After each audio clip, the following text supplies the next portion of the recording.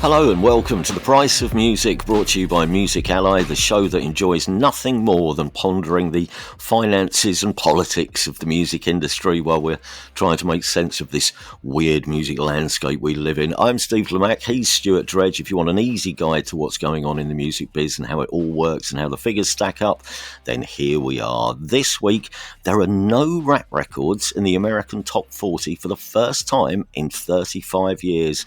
Also, why the massive success of the computer game Battlefield 6 is good news for the music industry. Spotify put their prices up. Who's the highest paid dead celebrity of the past year?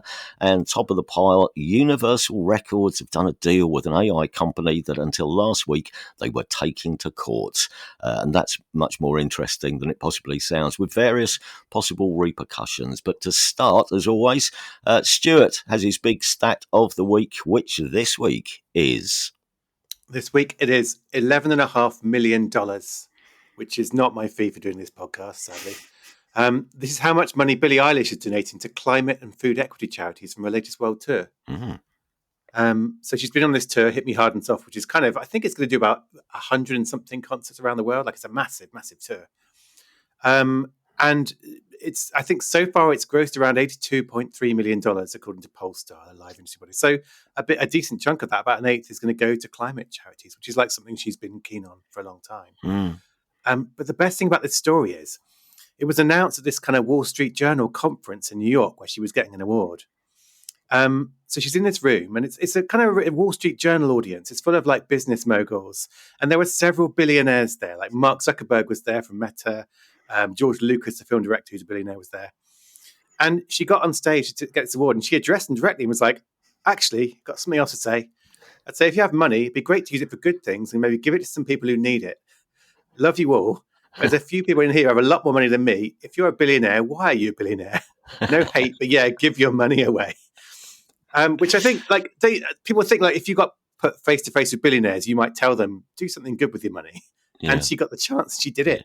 Yeah, so, it seems like it's becoming more common, do you think, for artists to donate money from their live touring profits? I mean, Coldplay, obviously, another prime example, because they've always given a percentage of their tour profits to a selection of different causes. I mean, and also, no one's saying this isn't a laudable thing to do, but as an aside, here's the other thing. What this is doing is throwing a lot of light on how much money some of these big tours of the past few years have made. Because I can remember a time when, you get the occasional headline about what a Rolling Stones or U2 tour might have made.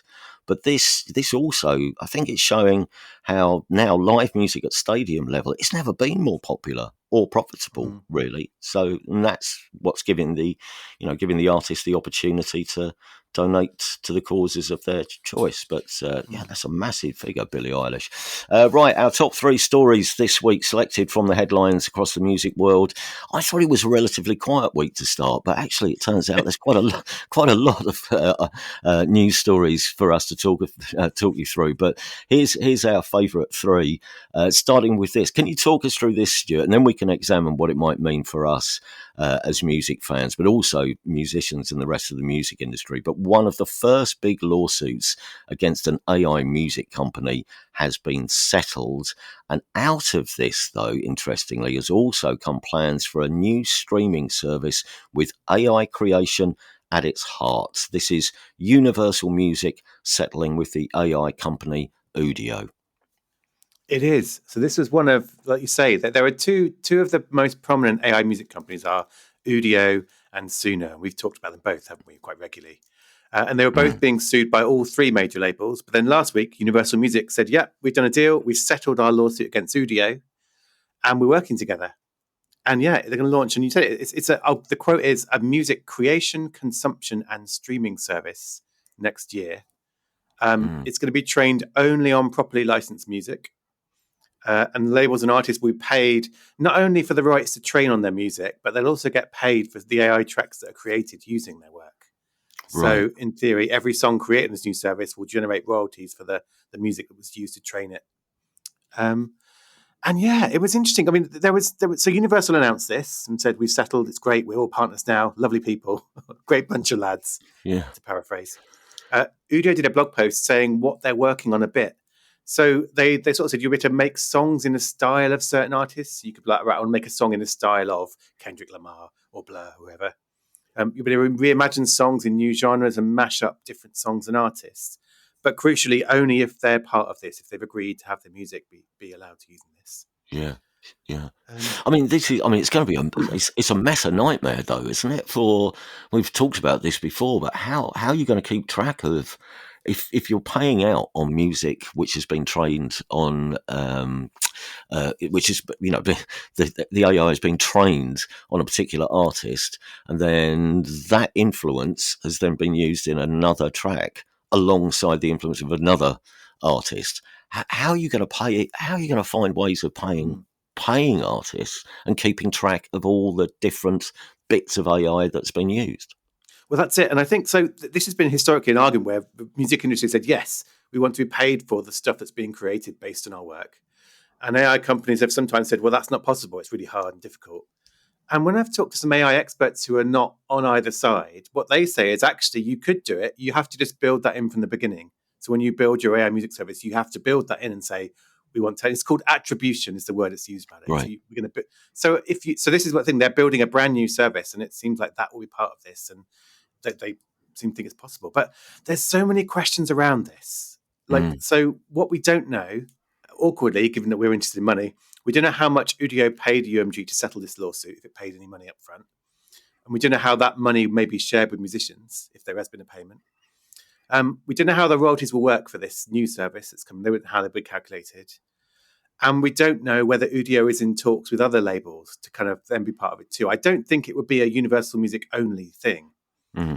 I would assume they want to do deals with other labels. And this announcement does kind of pave the way for, well, if Udio could settle with Universal, presumably it would like to settle with Warner Music Group, with Sony Music Group, and then also kind of bring independence in. Yeah. And the other thing I saw, and there was a Wall Street Journal report on this where they talked to them, and that said that it was a little sentence saying like artists who opt in to be part of this. And my ears pricked up at that because that suggests that artists will be able to say, no, I don't want to be part of this if they don't want to. And that's quite a big point, I think, that if you're assigned to Universal Music and like, I still, even though they've signed a deal, even though they're not being sued anymore, I still don't want to be involved. It suggests that they will have the option to do that. And what's do current Udio users think of this deal? The fact that Universal are now involved, and obviously the goalposts will move at this point. Yeah, well, this is the other story part of this, which I've been following this week. So when Udio made this announcement, it said, we're also making some changes while in the meantime, in the transition period before we launch this new thing next year. We're making some changes. And one change was if you're using Udio to make tracks, you couldn't download them immediately. You could not download them anymore.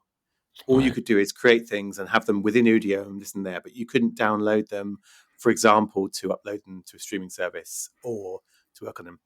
And this has caused a huge protest from users. And some of those users are musicians who say, look, I was creating stuff on Udio to then download and use myself and do more with. Other people just seem quite entitled. So you can sort of see this protest because if you go to Udio now, it's udio.com, and their homepage, it looks quite a lot like Spotify in that you can go and create tracks, but it also shows you what's trending, what are the top tracks that other people have created and being listened to.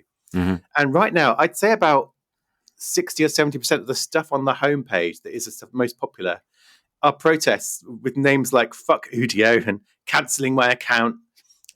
One's called Udio, exclamation mark, UMG, exclamation mark, traitors.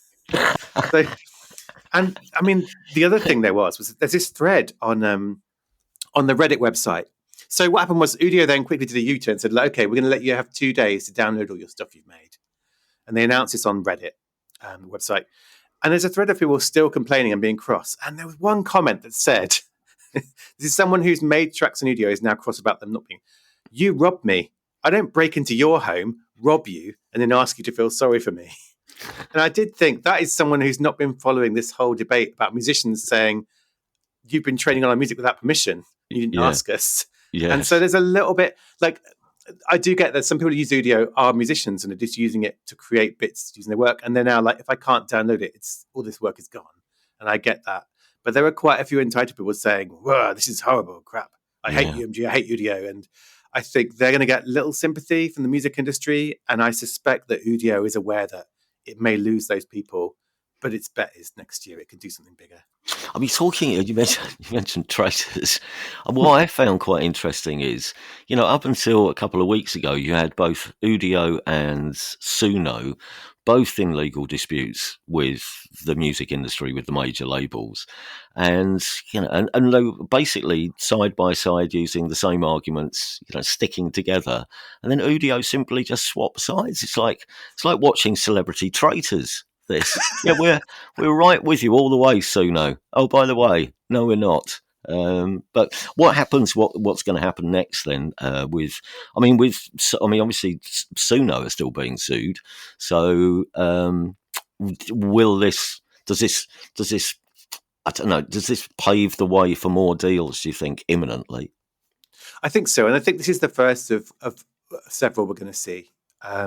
So I think Universal was probably quite keen to go first and set the standard and say we're doing this. So yeah, I would expect Udio to be wanting similar deals. And Suno has always been the executives there have always been the more aggressive in public. Like they've hit back against the labels' arguments more aggressively. But my assumption would be for someone like a Suno that's raising a lot of money at the moment. There was a report we see it's trying to raise hundreds of millions of dollars. It probably does need to have deals and it needs to settle those lawsuits. So yeah, I would suspect that in the coming weeks and months we're going to see a series of deals for these companies, but also for other ones that haven't been sued. So I think we're going to see, because that's the other thing. If you're an AI music company that's been doing things by the book, you haven't been using music without permission, you might be sitting there now going, hang on a minute, have you just given the bad guys a head start on us? Can we have that kind of deal? So I think you will start to see more of these. And I think when I see musicians talking about this, they're in all kinds of two minds about this. Like some are saying it's good that we're doing deals and this is all going to be legit now. And others are saying we're still not sure this is a good idea. This could all end badly. So there is a lot of, I'd say, not unrest as such, but I think musicians are really a little bit jittery about what this might mean and whether it's going to be under the control of the music industry. Story 2 this week. Well, it's just 2 stories in one, really, because while we were bringing you our listeners' questions episode last week, among the stories we didn't cover was the Spotify UK price rise. Notice they waited until we were looking the other way to do that. And since then, there's been a new boycott of Spotify as well. So these 2 stories. Well, let's start with the price hike. You don't get a price rise for years. And now it seems that Spotify are more confident in their ability to raise the price. Yeah, it's like buses, isn't it? So yeah, I mean, in the UK, the price is going up by £1. So it was £11.99 a month. Now it's £12.99. And if you're on a family plan, it's gone up from £19.99 to £21.99. And I think it's happening in Switzerland as well. And there's been reports that the US may get similar rises early next year. And yeah, this is kind of what the music industry has been calling for. Like you say, like it went a long time when streaming music was $9.99 a month and never rose, and labels were cross at that. And I think what the music industry has been calling for is like actually raise the price quite regularly, do what Netflix does, and put the price up every year. And so far, whenever Spotify and its rivals have put prices up, there hasn't been this huge drain of people cancelling their accounts. People have seemed to be swallowing it. I mean, we are in like a cost of living moment still. So I think they won't take this lightly. They'll be watching very carefully to see if this is the quid that, pushes people over the edge. But I mean, as a fan, really, not as an industry person, but as a fan, $12.99 a month for the entire history of music is still a pretty good deal, I think. And that's the good. I guess the good news for Spotify.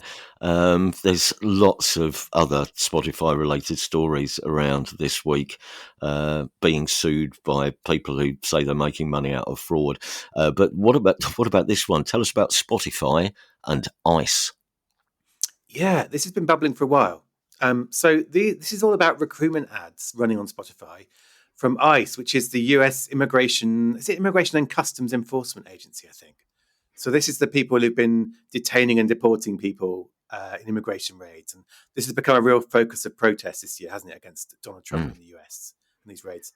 And so now ICE is running these recruitment ads, basically saying, join us, we need to recruit people. Some of these ads are targeting former policemen, saying, you don't get to kind of, you think, we're not doing enough to get rid of immigrants. Come and join us and kick them out. Like it's quite it's the rhetoric isn't nice in these ads. And they've been running on Spotify, but also in other places. They've been running on YouTube and across like Facebook and LinkedIn and Hulu. So it's not just a Spotify thing, but Spotify seems to be the one that's getting it a neck. So there's this movement called Indivisible, and it's one of the people who were involved in these recent No Kings protests. I don't know if you saw that on the news. So it was a protest in the US across like a bunch of cities, and people came out. I think 7 million people on the streets, basically saying "No kings," which is essentially saying we don't want a dictator in the US. We don't want a monarch. So it was an anti-Trump protest, a very big one. And this campaign is called "Don't Stream Fascism, Cancel Spotify." So it's quite on the nose. And they're demanding that Spotify stop running these ads and calling on people to cancel their subscriptions if it doesn't. And this movement, Indivisible, they have 1 million members. So it's quite a big thing. And it's asking those members not just to cancel Spotify, but also to tag in artists and labels on social media and try and kind of raise awareness of this. So it's a weird moment for Spotify because it's not the only place these ads are running. And it's a government advertising campaign. You know, most countries, when the government runs public information campaigns, you know, everyone runs them because it's not controversial. And it gave a statement a few weeks ago when this started to bubble saying, basically, this is a government campaign. It doesn't break our rules, doesn't break any rules of our platform for advertising, which is correct, but that doesn't seem to be getting it off the hook. And it's kind of caught in this hard place now where there are protests about having these ads. But if it pulls them, given the way Donald Trump is, it could have a vengeful president, you know, on its back.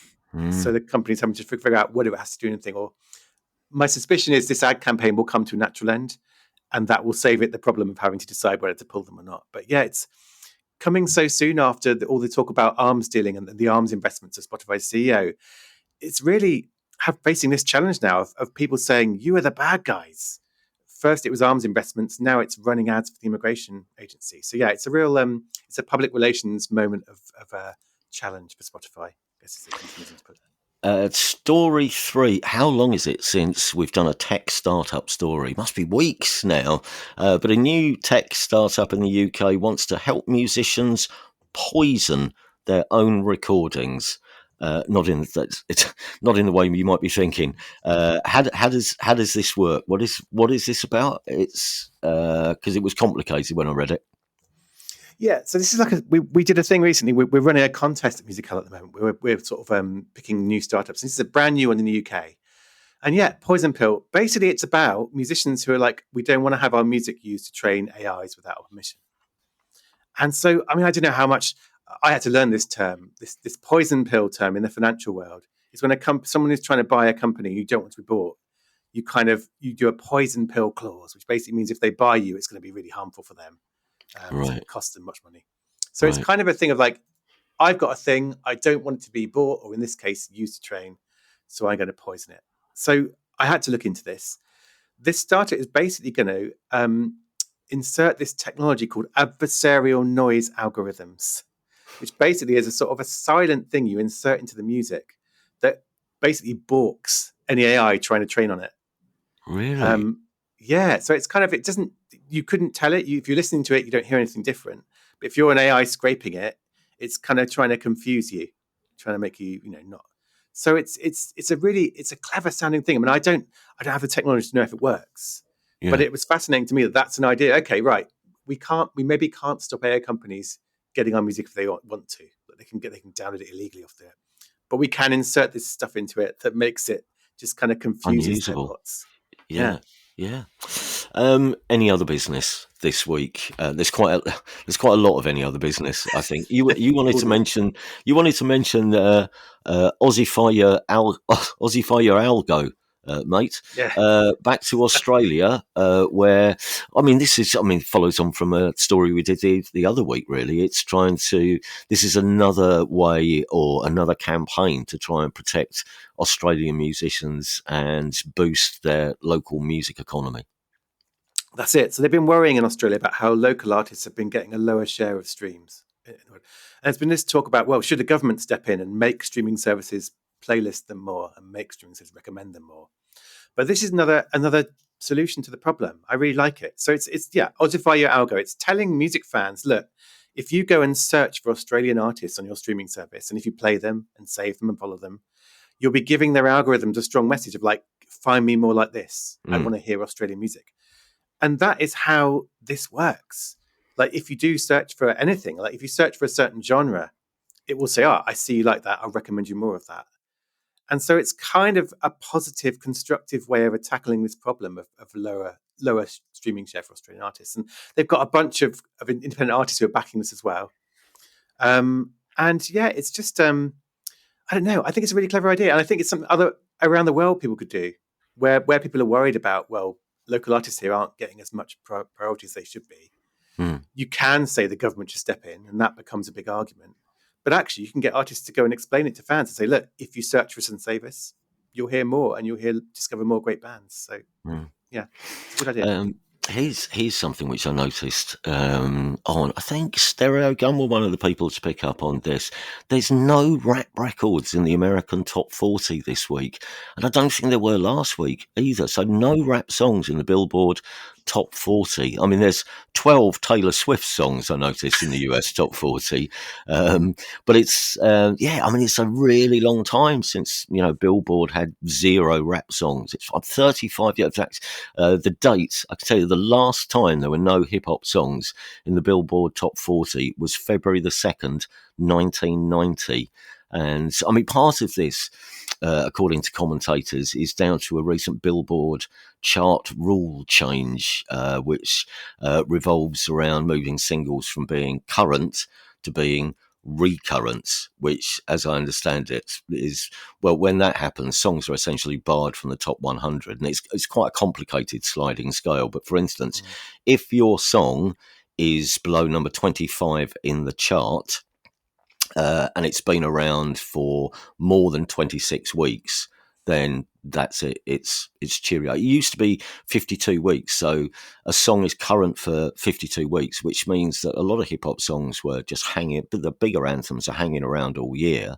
But now, if you're below number 25 in the charts, after 26 weeks, that's it, off your pop.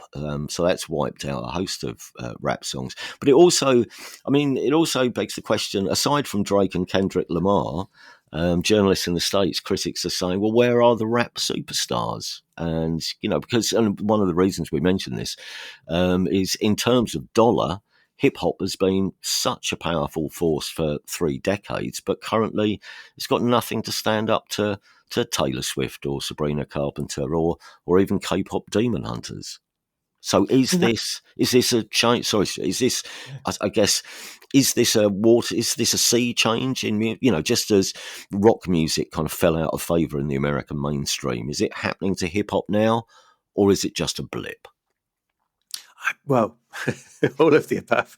I mean, you put your finger on it with K-pop Demon and Taylor Swift. So Taylor Swift has got 12 songs. K-pop Demon Hunters has got 7 songs in top 40. So that is 19 of the top 40 gone to those 2 things. So it's a moment. If Drake pops out an album tomorrow, he'd probably have 12 songs in the top 40 next week, and we wouldn't be talking about this so much. So to some extent, it is the big tempo releases. I think I think Cardi B had an album recently, and that's not in the top 40 at the moment. But I mean, so yeah, there is a moment. This is a blip at the moment. Pop is having a huge moment. I actually looked at Spotify's global chart, and pop is having a huge moment. Like you say, it's Taylor Swift, Sabrina Carpenter, K-pop Demon Hunters, Olivia Dean. This is what's happening in this month. But I think it was Billboard had some stats showing, I think in 2020 was the peak of hip hop in terms of its share of overall listening. And it was nearly 30% in the US then. And now it's 24%. But it's still nearly a quarter. So it's still a lot of listening. It's just that it's spread out and it's below the top 40 at the moment. Yeah, I think that's part of the point, isn't it?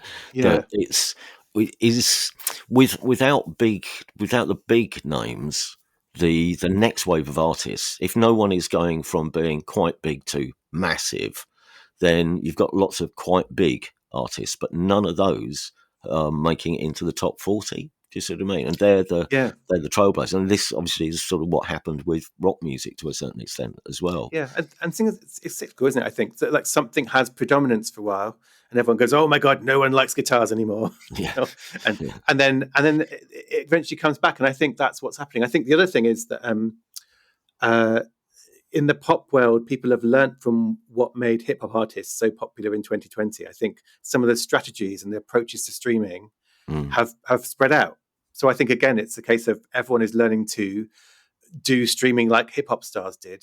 And so you have a more variety there. I mean, the other thing is just weird stuff. I mean, I was looking at this Spotify chart and it's all Taylor Swift, Chemical Hands pop, hip hop are very low.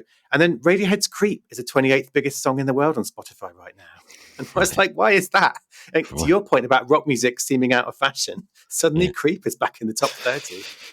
So, Yeah, but I think it's like you said. I think there's a lot of, and I was watching some people talk about this. I think there's a lot of really interesting, great stuff being done in hip hop at the moment, which isn't at the superstar level. Mhm. So in a way, I think we're in a moment of some really interesting stuff coming in from the margins and the niche, the kind of edgy stuff. And Drake is not releasing his new album yet. Kendrick Lamar is not releasing it. When the big superstars come back, they're back in the charts. But yeah, it's a weird thing. I didn't realize 35 years. That's a long run. Isn't it? Yeah, isn't it? As always, your thoughts, please, or industry insiders, do let us know what you think is going on. And should we do more in the way of chart regulation here, by the way, to help freshen up the chart? The Price of Music podcast at gmail.com. New video game Battlefield 6 sold 7 million copies in just 3 days. Why is that now good news for the music industry? Yeah, 7 million copies. It's a Taylor Swift of the gaming world, but with like more guns and explosions, or a few more guns and explosions. Yeah, so I mean, I play football games mainly. I'm terrible at games involving running and shooting. So Battlefield is not my game, but it's a lot of people's game. It's like one of the biggest releases this year. And yeah, when it came into my orbit was after launch, the publisher EA they added these radio stations to the game. So now you can be yomping around with your guns while listening to music radio stations. I think it's a rock, pop, rap, electronic, which is kind of something I associate with the Grand Theft Auto games. They really popularized the idea of having in-game radio stations where whatever you're doing, it's not just a soundtrack; it's actually a radio, a studio radio station. So now all those 7 million people are going to be hearing whichever artists have been chosen to go on these stations in-game. Right, there you go. And finally, for this week, and I think this broke the day today, the day we're recording this week's episode on the Tuesday. Tell us about this new chart of the highest paid dead celebrities. That's the highest paid dead celebrities of 2025. Who is in this chart and who's right at the top? Yeah, it's a chart no one wants to be in. And I think, do you know, this has been going for like 25 years, actually. That's it. I'd never heard of it before. No. But yeah, it's Forbes, which is obviously Forbes' whole thing is counting money for whether it's billionaires or musicians. And so, the top of the chart is, well, not surprised if anyone who follows these things, it's Michael Jackson. And estimated how much money did Michael Jackson make being dead? So $105 million this year, which is obviously music royalties, but also there's like 5 productions of the Jukebox musical based on his music, and there's a Las Vegas Cirque du Soleil show, so it's all kinds of stuff there. And apparently, so he died in 2009, and in the 16 years since his death, the full years, he's been top of this chart for 13 of them. So it gives you a sense of how big a money making thing. And I think Forbes had a number for it. Let me just check it out. It was I think it's $3.5 billion since his death. Right. Of his earnings. Which is, and are there any other musicians in this chart? I mean, coming back to hip hop, are there any of the hip hop stars who have passed? Are they still popular and making money? Yeah, there are. So Dr. Zeus, well, not a hip hop star. Dr. Zeus is in second place. So it's not just musicians. But then, so Pink Floyd's Rick Wright and Syd Barrett are in third place jointly with $81 million, which I think may be related to the sale of their catalogue. Yeah. Like if you sell cattle for a lot of money, suddenly yours to shoot up this thing. Notorious B.I.G. is in there as well. He made $80 million this year. And then Miles Davis, Elvis Presley, Jimmy Buffett, Bob Marley, and John Lennon are all in the top 10. So the top 10 is mainly musicians. Yeah. And it's to do with royalties and catalogue sales. And there you go. That is the posthumous pop chart for 2025. And that's it from us for this week. Thank you very much for listening, as always. If you are enjoying what we're trying to do here, please do spread the word, tell your friends, leave us a review online. Alternatively, you can support us via Patreon. In fact, if you sign up to be a super fan, you get an extra, 15, 20 minutes or so of me and him chatting about music and money. This week, that's may well include the Lily Allen album, UK album charts, and the rules around the UK album chart, and quite possibly gigs and value for money. We might get to that as well. You can become a super fan of the show at patreon.com/the price of music. Alternatively, if you'd just like to get in touch with us, it'd be lovely to hear from you. You can use our socials or send us an email. Anything that you don't understand about the industry and how it works, or anything that's you think we might be able to make sense of for you, or indeed any guidance or advice from the professionals. The email address, once again, the price of music podcast @gmail.com. Thanks again, everybody. See you next week. Ta-ra.